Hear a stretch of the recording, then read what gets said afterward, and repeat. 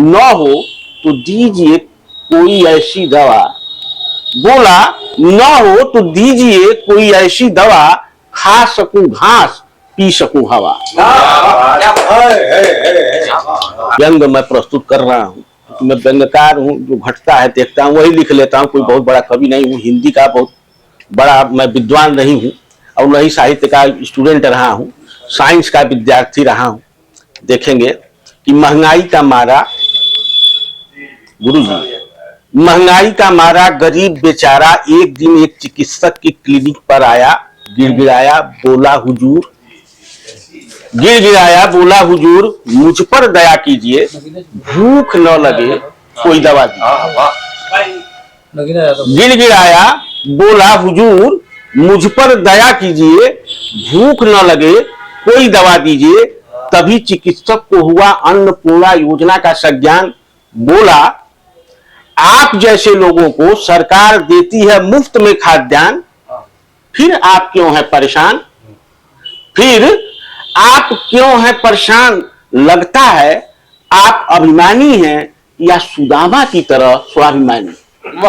लगता है आप अभिमानी हैं या सुदामा की तरह स्वाभिमानी है।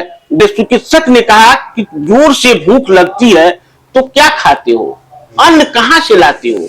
वह रूधे गले से बोला खाता हूं, खाता हूं लेखपाल का वादा, खाता हूं लेखपाल का वादा, कानूनगो का भरोसा, तहसीलदार की कार्रवाई।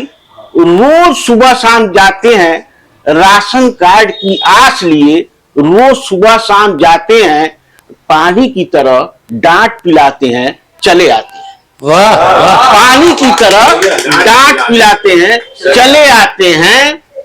इतना कहकर वह सिमट गया और फिर चिकित्सक की पैरों से लिपट गया।